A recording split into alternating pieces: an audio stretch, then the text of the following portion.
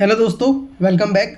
IDFC first bank का quarter 2 का result निकल के आ चुका है और उसका जो हेडलाइंस अगर आप देख रहे होंगे तो आपको यहाँ पे ये दिखने मिलेगा कि पिछले साल से कंपेयर किया जाए तो पैट में प्रॉफिट आफ्टर टैक्स में आपको लगभग 75% तक का ग्रोथ देखने के लिए मिल रहा है। और क्वार्टर ऑन क्वार्टर बेसिस पे अगर देखें तो आपको 23% के आसपास का प्रॉफिट में डिक्लाइन देखने के लिए मिल रहा है। तो आपको थोड़ा बहुत कन्फ्यूजन हो सकता है कि हम ईयर ऑन ईयर बेसिस को देखें या क्वार्टर ऑन क्वार्टर बेसिस को देखें।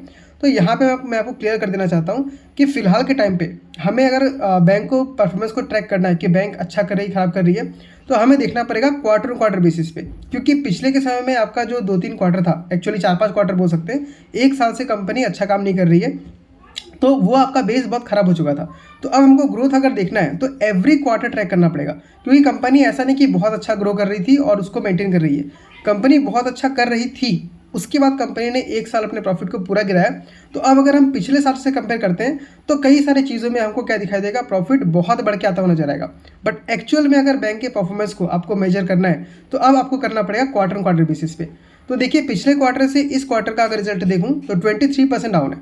अब ये देख के मैं भी पहले थोड़ा सा डाउट में आ गया था कि मुझे अच्छा नहीं लग रहा था। बट जब मैंने डिटेल में जाके देखा तो पिछले क्वार्टर में इन लोगों का एक ट्रेडिंग गेन था लगभग 495 करोड़ के आसपास का। और यहाँ पे मुझे एक और सरप्राइजिंग क्या लगा, पिछले क्वार्टर में अगर ये ट्रेडिंग गेन नहीं होता तो इनका प्रॉफिट वो बना भी नहीं पाते। और ऑलमोस्ट उनका जो प्रॉफिट बिफोर टैक्स था वो 85 करोड़ के आसपास का रहा था, और अगर प्रॉफिट आफ्टर टैक्स देखते तो शायद वो लॉस में ही जाता उनका। तो अगर मैं पिछले क्वार्टर से कंपेयर करूं तो इस क्वार्टर में उनका प्रॉफिट बहुत अच्छा खासा इंक्रीज़ किया है, अगर ट्रेडिंग गेन को हम इग्नोर कर दे तो। क्योंकि देखिए, पिछले क्वार्टर में मैं यहाँ पे डाटा निकाल लेता हूँ। पिछले क्वार्टर में इनका जो प्रॉफिट निकल के आया था टैक्स देने के बाद वो लगभग 453 करोड़ का आया था, और ट्रेडिंग गेन इनको सिर्फ 495 करोड़ का हुआ था। तो टैक्स वैक्स काटने के बाद इनका प्रॉफिट 453 करोड़ पहुंचा। तो सोचिए, अगर ये ट्रेडिंग गेन नहीं होता तो कंपनी एक्चुअल में लॉस पोस्ट कर रही होती। बट इस क्वार्टर में कंपनी ने क्या किया, लगभग 348 करोड़ का प्रॉफिट पोस्ट किया है। तो ये एक अच्छा खासा नंबर है। तो क्वार्टर क्वार्टर बेसिस पे देखूँ तो जो नंबर्स निकल कर आए हैं, आपको देखने में लग रहा है कि जो प्रॉफिट है वो 23% घटा है। बट अगर मैं ऑपरेटिंग प्रॉफिट देखूँ टैक्स के पहले का और क्या बोलते हैं ट्रेडिंग गेन को छोड़ के देखूँ, तो कंपनी ने बहुत अच्छा खासा परफॉर्म किया है।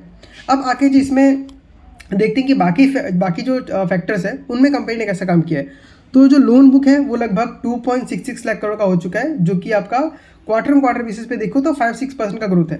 But year on year basis पे 21% का ग्रोथ हुआ है। तो कंपनी ये भी गाइड कर रही है फिलहाल कि अब हम अपने लोन बुक को लगभग 20% से साल दर साल ग्रो करेंगे। तो अगर आप इस क्वार्टर का 5% ग्रोथ देखते हैं तो साल का आपका 5-4 20% का ग्रोथ लगभग देखने के लिए मिल रहा है। बट मैं पर्सनली एक्सपेक्ट करता हूँ कि कंपनी कम से कम 25-26% से ग्रो करे, क्योंकि कंपनी बहुत बड़ी हुई नहीं है और इसने भी बहुत अच्छा खासा कैपिटल रेज किया है। तो लोन बुक में अगर ग्रोथ देखने के लिए मिलेगा तो वो इस बैंक के लिए बहुत ज़्यादा पॉजिटिव होगा, क्योंकि उससे आरओई बहुत अच्छे से इंप्रूव कर सकता है। बट ठीक है, अभी आपका जो एमएफआई सेक्टर है और जो बाकी बैंकिंग सेक्टर है उसमें थोड़ा बहुत स्लो डाउन देखने के लिए मिला है। तो बैंक स्लो ग्रो कर रही है, बट ठीक है, बाकी बैंकों से अच्छा खासा ग्रो कर रही है। अब यहाँ अगर मैं ग्रॉस एनपीए देखूं तो 1.86% का है और नेट एनपीए 0.52% का है। तो यहाँ पे कंपनी ने बहुत ही अच्छा परफॉर्म किया है। पिछले क्वार्टर से भी डिक्रीज देखने के लिए मिला है जीएनपीए और एनएनपीए में। कासा रेशियो अगर देखिए तो इस मतलब जो कासा रेशियो है इस टर्म को अगर हम देखें तो मुझे लगता है पूरे इंडस्ट्री में एचडीएफसी बैंक हो, आईसीआईसीआई बैंक हो, जो भी बैंक हो, उनमें सबसे बेस्ट इसका ही है 50%। और यहाँ पे आप देखिए, जहाँ पे रेट कट धीरे धीरे हो रहा है, तो जहाँ पे एफडी का रिटर्न धीरे धीरे कमेगा वहाँ पे इसने क्या किया और अपने डिपॉजिट्स को बढ़ाया है। तो ऑफकोर्स इसका बाकी बैंक से जो डिपॉजिट का जो मतलब एफडी पे जो रेट देती है थोड़ा ज़्यादा है, बट फिर भी इतना अच्छा खासा रेशियो मेंटेन करना कोई मामूली बात नहीं है। क्योंकि एक ग्रोइंग बैंक है, उसको डिपॉजिट का बेस बहुत बड़ा चाहिए, क्योंकि उसी बेस के ऊपर फिर वो उस पैसे को लोन में बांट सकती है। नेक्स्ट निम अगर देखें तो 5.59% पे आ गया है। जब ये बैंक बहुत अच्छा कर रही थी, पीक पे थी, तब इसका लगभग 6% या 6.5% के आसपास था। तो बैंक यहाँ भी काफ़ी अच्छा खासा इंप्रूव कर रही है। पिछले 2-3 क्वार्टर में इसका निम जो था वो 4.9 ऐसे पहुँच गया था।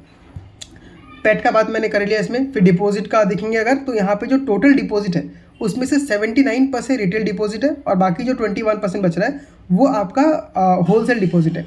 तो बैंक ने हमेशा से गाइड किया है कि वो एक रिटेल डिपॉजिट बैंक बनना चाहती है, और वैसा कर भी रही है। क्योंकि उसमें क्या होता है, आपका पैसा निकलने का चांसेस का जो रिस्क होता है बहुत कम होता है। मतलब अगर आप होलसेल लेंडिंग पे बहुत डिपेंड करोगे, होलसेल डिपॉजिट पे, तो कोई एक बहुत बड़ा कस्टमर पैसा निकाल के ले गया तो बैंक को बहुत ज़्यादा असर पड़ता है। बट रिटेल डिपॉजिट के में ये प्रॉब्लम नहीं है, क्योंकि डिपॉजिट कितने का होता है, 5 लाख, 6 लाख, 20 लाख ऐसा का होगा। कोई 50,000 रखेगा, कोई 1,000 रखेगा। तो इसमें डिपॉजिट आपका बहुत ज़्यादा डाइवर्सिफाई होता है, तो रिस्क कम रहता है। नेक्स्ट अगर हम देखें तो ये लिगेसी लोन बुक जो है वो अभी भी आपका 23,000 करोड़ का है। तो इसमें ये ठीक है पुराना वाला है, बट जो इंफ्रास्ट्रक्चर लोन बुक था, जो पहले का जो मेन बोरोविंग किया हुआ था, जो कि हाई इंटरेस्ट रेट पे था, वो आपका घट के अभी 500 करोड़ के आसपास आ चुका है। तो उसको कंपनी ने लगभग 91% से डिक्रीज किया है। तो कंपनी में आप देख रहे हैं जितने भी पैरामीटर्स है, अगर हम सिर्फ प्रॉफिट को छोड़ दें जो एंड में आता है, तो बाकी ऊपर की चीज़ें जितने भी हैं उससे बैंक बहुत अच्छा खासा काम कर रही है। नेक्स्ट एक और जो इंपॉर्टेंट चीज़ है जो बैंक के लिए अच्छा हुआ है वो है कॉस्ट ऑफ फंड। तो जो पिछले क्वार्टर में, पहले के क्वार्टर्स में 7.8 से 8% जो कॉस्ट ऑफ फंड था, अब वो घट के लगभग 6.23% पे आ गया है। तो इसका रिलेशन कैसे कर सकते हैं? देखिए, अगर बैंक को सस्ते में लोन मिलेगा तो बैंक जो आगे जो लोन देगी उसकी वजह मार्जिन ज़्यादा कमा सकती है। तो अल्टीमेटली क्या है, आप सस्ते में खरीदिए और महंगे बेचिए। तो जो चीज़ कंपनी पहले 7.8% पे खरीद रही थी, अब वो चीज़ उसको 6.23% में मिल रहा है। अगेन एक पॉजिटिव चीज़ है।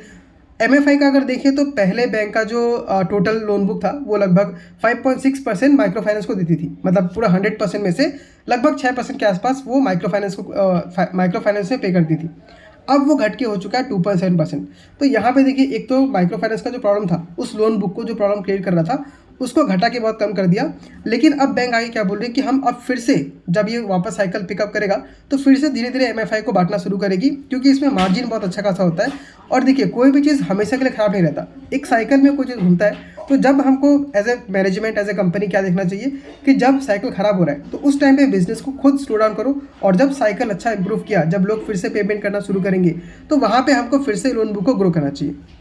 तो यहाँ पे अगर देखो, मैं कुल मिला के इस बैंक का जितना ही प्रॉब्लम था, अभी 2-3 क्वार्टर से मैं वही बोल रहा हूँ कि जितना प्रॉब्लम था धीरे धीरे खत्म हो रहा है। बट इस क्वार्टर में ये बोल सकता हूँ कि प्रॉब्लम पूरी तरीके से खत्म हो चुका है, और अगला जो क्वार्टर आने वाला है वहाँ पर कंपनी को अच्छा खासा प्रॉफिट पोस्ट करना चाहिए।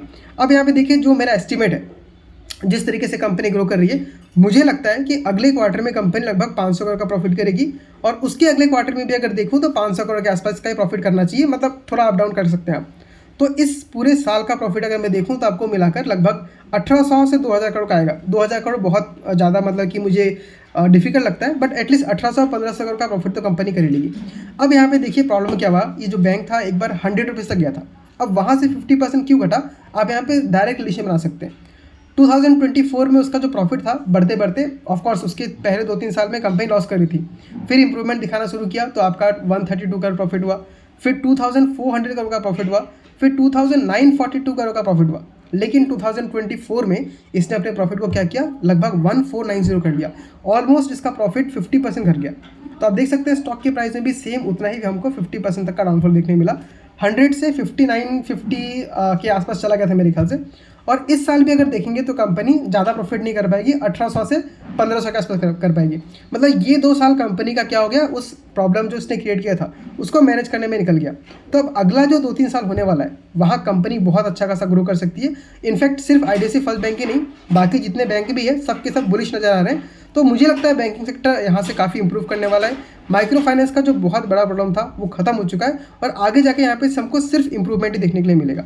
साथ ही साथ इसके जो बहुत सारे जो बिजनेस सेगमेंट है, अब क्योंकि देखिए हमको भले लग रहा है एज ए इन्वेस्टर कि हम 5 साल से टिके हुए, 7 साल से टिके हुए, बट स्टॉक में ग्रोथ देखने के लिए नहीं मिल रहा है। बट आप एज ए बिजनेस अगर देखेंगे तो किसी भी बिजनेस को, खास करके बैंक को सेटअप करने में कम से कम 5-6 साल का पीरियड लगता ही है। और उसी में देखिए यहाँ पे कुछ कोविड आ गया, कुछ माइक्रो फाइनेंस का आ गया, तो इसमें ऑफकोर्स बैंक का भी थोड़ा बहुत हिस्सेदारी है, बट ये टोटली बैंक के कंट्रोल में नहीं था। जो एमएफआई का जो प्रॉब्लम आया, जो कोविड आया, वो पूरे जितने भी इंडस्ट्री है उन सबकी लाया।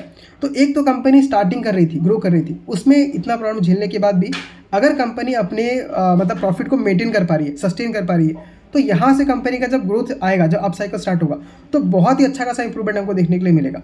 तो अभी तक आईडीएफसी फर्स्ट बैंक पे मैं खुद कंफ्यूज था। मैं आपको बोलना चाहता हूँ कि मैं लगभग 2018 या 19 से ही बैंक के साथ हूँ। जब मर्जर होने के बाद, जब उसका प्राइस लगभग 30-40 पे चल रहा था, मैंने वहाँ बाई किया है। जब उसका कोविड में 19 तक स्टॉक क्रैश कर गया था, तो मैंने वहाँ भी कुछ ऐड किया है, और मैं लास्ट उसको 80 रुपीज़ तक मैं उसको बाय कर रहा था। फिर मैं रुक गया क्योंकि कंपनी कोई अच्छा परफॉर्म नहीं कर रही थी। बट अब मुझे लग रहा है, अगेन बोल देना चाहता हूँ, कोई रिकमेंडेशन की तरह मत लीजिएगा, मुझे खुद अब इस बैंक के ऊपर धीरे धीरे कॉन्फिडेंस आ रहा है। इस क्वार्टर में मैं भले ही पैसा ऐड नहीं करूँगा, बट अगले क्वार्टर में अगर कंपनी मुझे प्रॉफिट ला के दिखा पाती है और बाकी रेशियोज़ को इंप्रूव कर पाती है, तो मैं इसमें आराम से पैसे और ऐड करूँगा, क्योंकि यहाँ से बैंक काफ़ी अच्छा खासा काम कर सकता है। नेक्स्ट अगर हम देखेंगे तो इसका जो क्रेडिट कार्ड का जो लोन बुक है वो भी काफ़ी अच्छा खासा ग्रो कर रहा है। अब इन्होंने लगभग 40 लाख क्रेडिट कार्ड को डिस्ट्रीब्यूट कर दिया है, और उस क्रेडिट कार्ड का बिजनेस भी काफ़ी अच्छा सब परफॉर्म कर रहा है। वहाँ पे देखिए उसका जो ग्रॉस एनपीए है वो लगभग 1.9% के आसपास है, 2% के आसपास है, लेकिन नेट एनपीए वहाँ भी 0.56% है। तो जो क्रेडिट कार्ड का जो उनका बिजनेस है वो काफ़ी अच्छे से ग्रो कर पा रहा है। जबकि अगर आप दूसरे बिजनेसेस को देखेंगे, जैसे एसबीआई क्रेडिट कार्ड है, उसका लोन बुक बहुत ही बेकार हो चुका है, बट यहाँ पे जो क्रेडिट कार्ड है बहुत अच्छे से ग्रो कर रहा है। और बुक वैल्यू यहाँ पे देखिए, लास्ट में इसका बात करता हूँ वैल्यूशन का। बुक वैल्यू अगर देखें तो फिलहाल 54 के आसपास चल रहा है, और जब ये कंपनी बहुत अच्छा परफॉर्म कर रही थी तो इसको लगभग 2.5 टाइम्स का प्राइस टू बुक का वैल्यूशन मिला हुआ था। और अगर इस प्राइस पे 54 की बुक वैल्यू पे अगर मैं 2 टाइम्स का भी वैल्यूशन देता हूँ, जो कि रीजनेबल है, तो इसका प्राइस होना चाहिए लगभग 108 रुपये का होना चाहिए। अब अगेन ये मेरा थिंकिंग है, मुझे लगता है कि 108 तक पहुँचना चाहिए। अब ये पहुँचा है कि नहीं पहुँचेगा, मार्केट इसको उतना प्राइस देगी कि नहीं देगी, वो डिपेंड करता है कि अगले 2-3 क्वार्टर में कैसा परफॉर्म करती है। तो नेट अगर मैं बोलूँ तो इस क्वार्टर का रिजल्ट बहुत ही इंपॉर्टेंट था। अभी हमको आगे देखना है कि कैसा परफॉर्म करती है। जहाँ तक मुझे लगता है मैं बहुत ही बुलिश स्टॉक के ऊपर आज के रेट से। अब आगे देखते हैं कैसा करता है, उसके बाद मैं इस पर डिसीजन बनाऊंगा। आज के रेट में मैं बहुत अच्छा लगा मुझे रिजल्ट देख के, इसमें फिलहाल इन्वेस्ट नहीं करूँगा, अगले क्वार्टर से इसमें इन्वेस्ट करना स्टार्ट करूँगा। तो कुल मिलाकर ये था मेरा व्यूज़ IDFC फर्स्ट बैंक के Q2 के रिजल्ट के बारे में।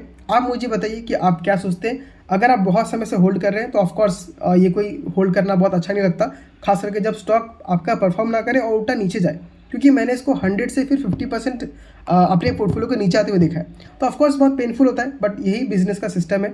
जब बिजनेस को आप ट्रैक करेंगे, अगर अच्छा परफॉर्म करेगा तो आपका कैपिटल भी ग्रो करेगा। तो ये टाइम इससे निकलने का नहीं है, यहाँ से हमको यहाँ पे धीरे धीरे ट्रैक करना है और एलोकेशन को बढ़ाना है। तो आप मुझे बताइए कि आपको ये वीडियो कैसा लगा। अगर अच्छा लगा तो वीडियो को लाइक कीजिए और कमेंट करके बताइए कि आपके इसमें क्या व्यूज़ है। मैं मिलता हूँ आपसे अगले वीडियो में, तब तक के लिए टेक केयर।